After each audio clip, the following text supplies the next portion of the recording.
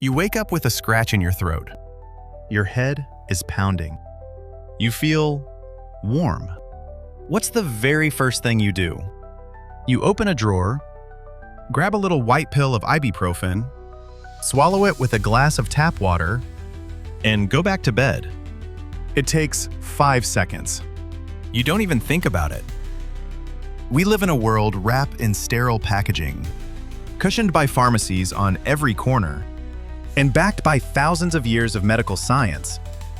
If you get sick, you fix it. But here's the weird part. For almost all of human history, that option didn't exist. If you woke up with a raging fever 5,000 years ago, there was no pharmacy down the street. There was no doctor to write a prescription. There was no such thing as an antibiotic. So, what did humans do when they got sick? If you were a human living 10,000 years ago, your medicine cabinet wasn't a shelf in the bathroom. It was the entire forest. Back then, healthcare was a desperate, trial and error gamble. If you had a stomachache, or a fever, or an infected wound, you didn't call a professional. You walked into the woods and hoped you could find a plant that wouldn't kill you before it cured you. Humans became incredibly good at finding medicines. But here's the strange part. Some of the greatest medicines on Earth were discovered completely by accident. We chewed willow bark to dull the pain, accidentally inventing primitive aspirin thousands of years before chemistry laboratories existed. Across different civilizations, people tried everything, from crushed herbs to mud, honey, and even moldy bread. Some of it actually worked. A lot of it didn't. If you ate the wrong root, your headache didn't go away because you stopped breathing entirely. Survival was a daily lottery.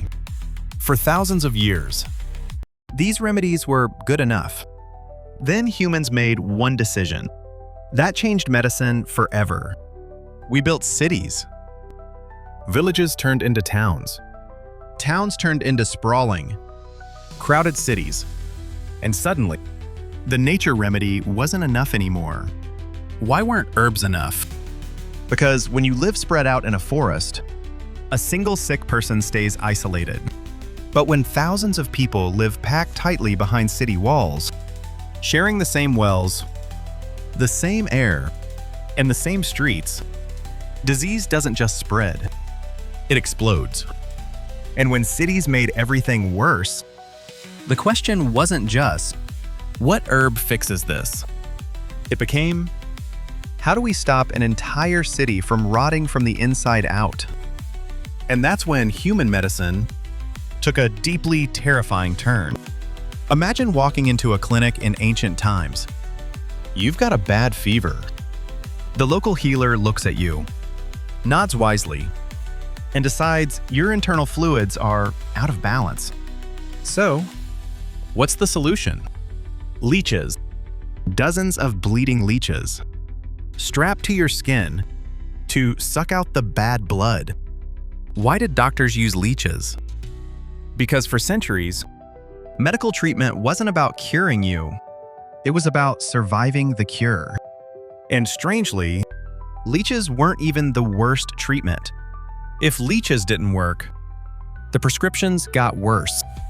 Ground up mummies, powdered gemstones, drinks made from boiled animal parts, mercury treatments that rotted your teeth straight out of your gums. It sounds like something out of a horror movie.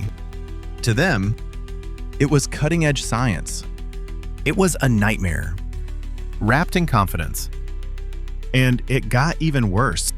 Why were hospitals so deadly? Because nobody understood how germs worked. Hospitals weren't places where you went to get better.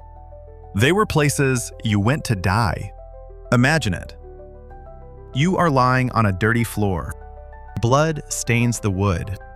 The surgeon is leaning over you with unwashed hands and a blood-stained apron, operating right next to someone.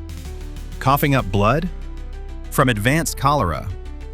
For most of human history, going to the hospital wasn't a solution. It was a final resort.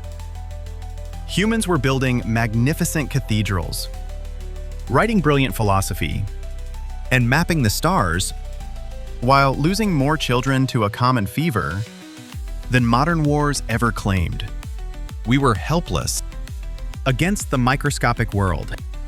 So what finally broke the cycle? The answer didn't come from a king. It didn't come from a philosopher. It came from a mistake. Then, one forgotten petri dish changed everything. Alexander Fleming walked into his messy London lab, looked at a petri dish he had accidentally left out, and noticed something incredible. A patch of common mold had killed all the bacteria around it. Penicillin. It wasn't just a new medicine. It was a miracle. For the first time in human history, humans figured out how to fight back against the invisible armies invading our bodies.